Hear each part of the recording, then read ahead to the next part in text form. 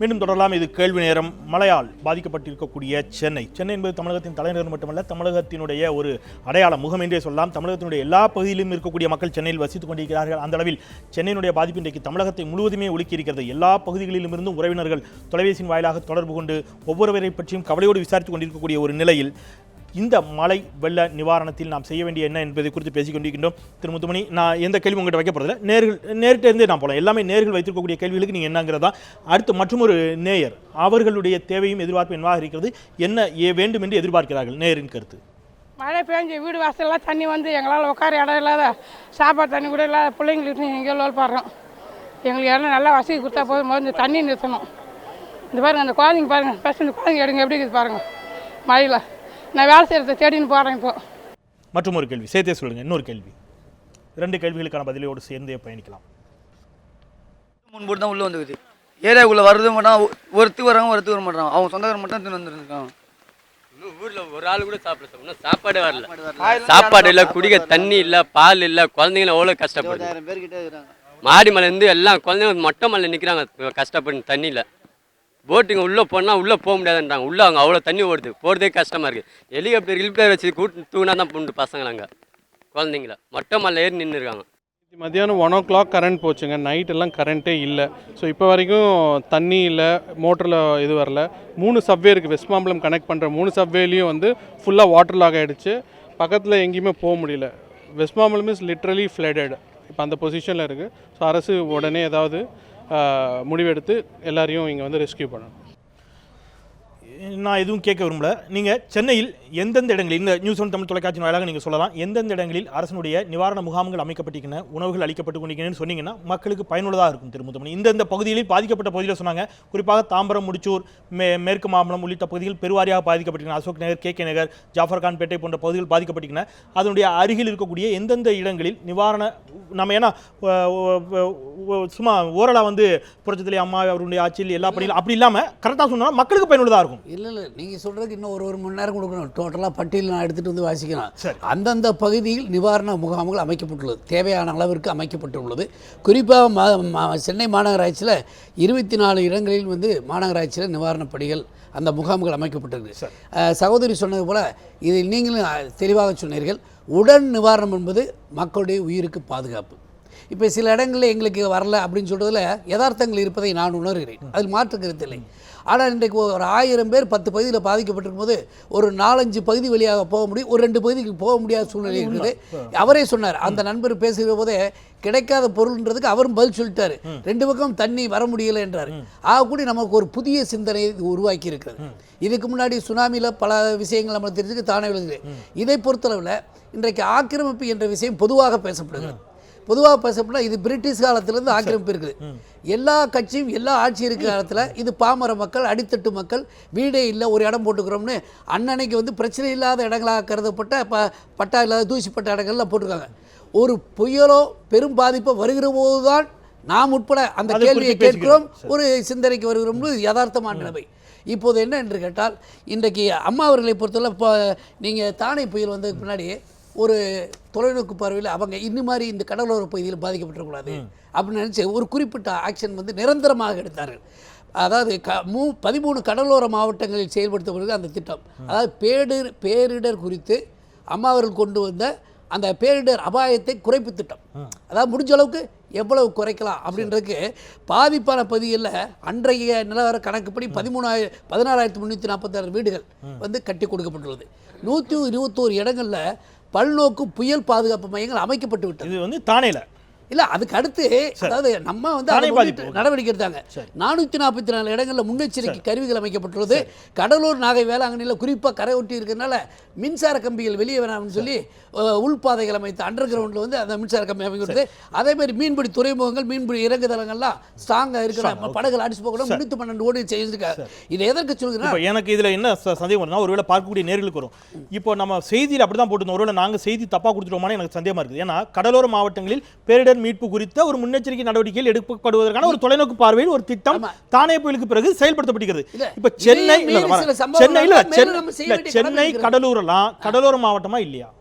ஏன்னா ஆமா இப்ப பாதிப்புக்குள்ளானதில் பெருவாரியாக பாதிப்பிற்கு கடலூர் தான் உள்ளாயிருக்குது, சென்னை தான் உள்ளாயிருக்குது அப்படின்னு சொன்னா இந்த பேரிடர் மீட்பு குறித்த தொலைநோக்கு பார்வையில் தானே புயல் அளித்த பாடத்திலிருந்து கொண்டு வரப்பட்ட அஇஅதிமுக அரசினுடைய திட்டங்கள் சரியாக செயல்படுத்தப்படவில்லையா அப்படிங்கிறத திட்டம் போட்டிருக்கிறீங்க, அது சரியா இம்ப்ளிமெண்ட் பண்ணணும். அப்படி இல்லை, எவ்வளவுதான் இம்ப்ளிமெண்ட் பண்ணாலும் நம்முடைய தேவைகளும் காலகட்டத்திற்கு ஏற்ப பல்வேறு இயற்கை சூழலை மாற்றமாக போது இன்னும் நம்முடைய தேவைகள் அதிகமாக இருக்கிறது என்று அதை ஆய்ந்து அறிந்து தொடர் நடவடிக்கை எடுக்க இந்த கேள்வி உங்களுக்கு எல்லா பலமேடையில் வைக்கிற கேள்வி தான் இந்த கேள்வி உங்களுக்கு வைக்கல. ஓரளவு எல்லா கட்சிக்காரர்களுக்கும் சேர்த்த கேள்வி வச்சுட்டு நான் அவங்ககிட்ட பயணிக்கிறேன். தேர்தல் நேரத்தில் வாக்குகளை பெற வருகின்ற பொழுது எல்லா பிரச்சனையும் நாங்கள் தீர்ப்போம் என்றுதான் அரசியல்வாதிகள் மக்களுக்கு நம்பிக்கைகளை கொடுக்கிறார்கள். ஆனால் மிகப்பெரிய பிரச்சனைகள் வருகின்ற பொழுது அதை நம்ம கொஞ்சம் ஆய்ந்து அறிந்து சிந்திக்க வேண்டும், கொஞ்சம் நிதானமாக யோசிக்கணும், அரசியலுக்கு அப்பாற்பட்டு சிந்திக்க வேண்டும் என்ற வாதங்கள் எல்லாம் வாக்குகளை கேட்டு வருகின்ற பொழுது யாரும் பயன்படுத்துவதில்லை அப்படிங்கிறது நம்ம நிதர்சனமான உண்மை. நான் வரேன், மீண்டும் வரேன். நீங்கள் நிதர்சனமான உண்மையை சொல்கிறீர்கள். நான் இங்கே உட்கார்ந்துருக்கனால நான் அந்த பார்வையில் இருந்தா எப்படி சொல்வேன்னு சொன்னா என்னால் இயன்றதை செய்வேன் என்றுதான் என்னை போன்றவர்கள் சொல்வாங்க. எல்லா கட்சிகளும் போட்டிட்டு வேட்பாளராக இருக்கின்ற பொழுது சொல்லுவீங்க இருந்தால் என்னை போன்றவர்கள் எங்களால் இயன்றதை தனிப்பட்ட பொருள் நான் பொதுமைப்படுத்துறேன், எல்லா கட்சிக்கும் பொதுமைப்படுத்தி தான் சொல்றேன். இல்ல ஒரு கிராமத்துல சுத்தி ஒரு தொகுதியில போலீஸ் ஸ்டேஷன் நிறைய இருக்கு, எல்லா பயலும் ஒழுங்கா இருந்தா இல்லன்னு சொன்னா போலீஸ் ஸ்டேஷன் என்ன செய்ய முடியுமோ அதை செய்கிறோம், தொடர்ந்து செய்வோம். மக்கள் ஒட்டுமொத்த மீட்பு பணியில பல தொய்வு இருக்கிறது மட்டும் இல்ல, பல முரண்பாடுகளும் அவங்களுக்கான பயங்கரமான ஈகோவும் இருக்கு. ஒரு கிறிஸ்தவ நிறுவனம் போய் மக்களை சந்திச்சு அவங்களுக்கான நிவாரண பொருட்களை கொடுக்குறாங்க, அரசு அதை பறிமுதல் செய்கிறது. அதை நீங்க எல்லா ஊடகத்திலையும் பார்த்துருக்கலாம். அதே மாதிரி அரசு என்ன பண்றாங்க, போய் நின்றுட்டு இந்த கடன் தராங்க, அதாவது உதவிக்காக நிறைய பணம் கொடுக்குறாங்க இல்லையா, அதை வாங்குறதுக்கு ஆள் இல்லை. எதிர்கட்சிகளோ மற்றவர்களோ கொடுக்குற நிவாரண நிதியை வாங்குவதற்கு ஆள் இல்லைன்னு ஊடகங்கள் வெட்ட வெளிச்சமா சொல்லுது. ரெண்டாவது, எந்தெந்த பகுதியில் எவ்வளவு பாதிக்கப்பட்டிருக்கிறது என்று பத்திரிகைகள் கொண்டு வந்தால் அந்த பத்திரிகையின் மீது வழக்கு போடுவது என்று வந்தது. இந்த 10 நாளுக்குள்ள நடந்தது நான் சொல்றேன். நான் என்ன கேட்கிறேன், நான் ஒரு அரசாங்கம் மிக தெளிவான நடவடிக்கை தான் எடுக்க முடியலன்னா நடவடிக்கை எடுக்கிறவங்க மேலேயாவது இந்த மாதிரியான ஈகோவோட வேலைகள் செய்யாமல் இருப்பது நலம்னு. இன்னொரு கேள்வி எனக்கு உறுத்தலான கேள்வி உண்டு. இதுவரை தமிழக அரசு 9 பேருக்கு மட்டும்தான் இந்த 4 லட்சம் கொடுத்திருக்காங்க இறந்தவங்களுக்கு. 9 பேருக்கு இல்ல இல்ல நான் நீங்க தவறுன்னு சொன்னா பேப்பரோட வந்துட்டேன், நான் பேப்பரோட காட்டுறதுக்கு ரெடியா இருக்கேன். சரி 9 பேருக்கு இல்ல, ஆனா அவங்க வந்து 4 பேர் 7 பேர் அப்பப்போ செய்திகளை கொடுக்க வரல. அதன் பிறகு ஆட் பண்ணிட்டீங்க. ஓகே, நான் வரேன். 9 பேருக்கு நிவாரணம் கொடுத்திருக்காங்க. 169 பேர் இறந்ததாக மத்திய அரசுக்கு கடிதம் எழுதி இருக்காங்க. ஆனால் இன்றைக்கு பாலத்தில் நின்று பாக்குறாங்க, இன்னைக்கு கண்ணு முன்னாடி 2 பேர் போறாங்களே ஐயோ ஐயோன்னு கத்துறாங்க, இறந்து போறாங்க. ஒரு தாத்தாவோ ஒரு பேரனோ இறந்து போறாங்க. அப்படி எவ்வளவோ பேர் செத்து போறாங்க. எண்ணிக்கையோ அவங்களுக்கான நிவாரணம் இருங்கண்ணா, அவங்களுக்கான நிவாரண நிதியோ அரசாங்கம் கொடுக்கல. அரசாங்கம் தப்பு இல்ல, அது நான் முரண்படுறேன். நான் சொல்றேன், அத கருத்து நான் பதிவு பண்றேன். உங்களுக்கு தெரியும், உங்களுக்கு நீங்க சொல்றது சரியான கருத்து முத்துமணி. அவங்க சொல்றது என்னன்னா தொடக்கத்தில் கொடுத்த 4 சொல்றாங்க, அதன் பிறகு கொடுக்கப்பட்ட 4 லட்சம் சொல்றேன். 4 லட்சம் அந்த 4 லட்சமே அதன் பிறகு எக்ஸ்டெண்ட் பண்ணப்பட்டது. 196 பேருக்கு கொடுத்திருக்காங்களான்னு ஒரு கேள்வி. சாவினுடைய விகிதாச்சாரம் குறித்து அரசினுடைய கணக்கெடுப்பு என்ன அப்படிங்கிறது இன்னொரு கேள்வி இருக்கிறது அப்படின்றதுதான். ரெண்டாவது, அரசாங்கம் ரொம்ப பெருசா பேசினாங்க. இங்க நீங்க பாத்தீங்கன்னா இங்க கடலூர் பகுதியில மிகப்பெரிய சேதமா இருக்கு. இன்னும் கொஞ்ச நாள்ல மின்சாரம் ஒட்டுமொத்தமாக தமிழகத்தில் துண்டிக்கப்படுகிற ஒரு அபாயத்தை நோக்கி இன்னைக்கு போயிருக்கு. நீங்க அங்க இருக்கிற நிலக்கரி சுரங்கம் ஃபுல்லா தண்ணி போய் மேவிருச்சு. ரெண்டாவது, எடுத்து வச்சிருக்கிற நிலக்கரி பூரா ஈரமாயிருச்சு. அங்க நிலக்கரி சுரங்கத்துல வேலை பார்க்குற அதிகாரிகள் என்ன சொல்றாங்கன்னா, இதை நாங்க திரும்ப வந்து இது கனல்படுத்தி இதை பூரா சூடேத்தினா மட்டும்தான் மின்சாரம் தயாரிக்க முடியும் என்கிற நிலைமையில இருக்கு. அப்படின்னா ஒரு திட்டமிடலே இல்லாமல் தமிழகத்தை ஒட்டுமொத்தமா இந்த கடலோரத்தில் இருக்கிற 3 மாவட்டங்களையும் துண்டித்து அது தீவு கூட்டமாக ஆக்கி வேடிக்கை பார்க்கிற கையாலாகாத மாதிரி அரசாங்கம் இருக்கிறதோ முடியுமாங்கிறது ஒரு பெரிய கேள்வி. செய்ய வேண்டிய பணிகள் நிறைய இருக்குங்கிறதுல மாற்று கருத்து இல்ல. செய்ய வேண்டிய பணிகள் நிறைய இருக்கிறது. ஆனால் நீங்க சொல்ற பிளேம் இல்லையா, ஏதோ திட்டமிட்டு செய்தது போல ஒரு துணியை ஏற்படுத்துகிறது. சரியாக திட்டமிடாததால் வந்ததுன்னு சொல்லுங்க. சரியாக திட்டமிடாததால் வந்த பிரச்சனை சொல்லலாம்.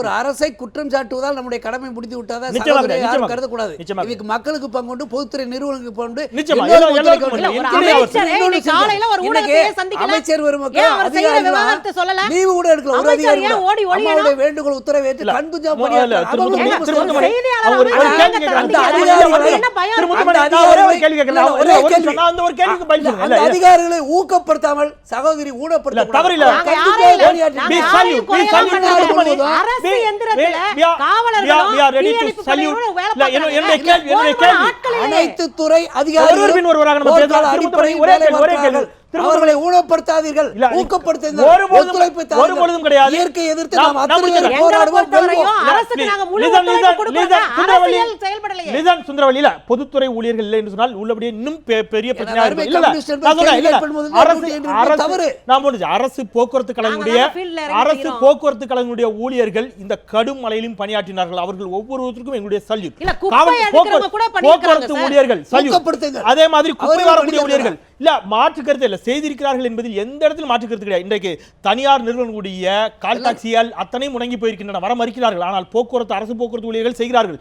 அவர்களும் சமூகத்தின் அங்கம். அவர்களுக்கு எல்லாருக்கும் நாங்கள் பாராட்டுகிறோம், அதில் மாற்று கருத்து இல்லை. ஆனால் கேள்வி யாரை நோக்கி அப்படின்னு சொன்னா, ஒரு மாநகர தந்தை இந்த மாநகரம் பாதிக்கப்பட்டிருக்கிறது, இந்த மாதிரியாக நடவடிக்கை எடுக்கப்பட்டிருக்குன்னா, இத்தனை மீட்பு முகாம்கள் ஏற்படுத்தப்பட்டிருக்குன்னா, மக்கள் இந்தந்த முகாம்களில் வந்து தங்கலாம், இவ்வளவு நிதி கொடுக்கப்பட்டிருக்கிறது, நாங்கள் அத்தனை பேரும் களத்தில் நிற்கிறோம் என்ற விவரங்களை மக்களுக்கு சொன்னால் மக்கள் இன்னும் சற்றே நம்பிக்கையோடு இருப்பார்கள். அவர் ஊடகத்திற்கு அதை சொல்லக்கூட ஏன் தயங்குகிறார்? சமூக நல வாரியத்தினுடைய சமூக நலத்துறை அமைச்சர் வளர்மதி சொல்கிறார் கடந்த வாரம், இன்னும் இதுபோல் ஒரு மழை வந்தாலும் நாங்கள் எதிர்கொள்ள சந்திக்க தயாராக இருக்கிறோம் என்று சொன்ன வளர்மதிக்கு செய்தியாளரின் கேள்வியை சந்திப்பதில் என்ன தயக்கம் என்பதுதான் மக்களின் கேள்வியாக இருக்கிறது. நான் மீண்டும் அதை வரேன். அவர்களை அறிவிச்சல் சந்தித்து கேளுங்கள். நிச்சயமா அவர்கள் நிச்சயமா எப்போதும் பயந்ததில்லை.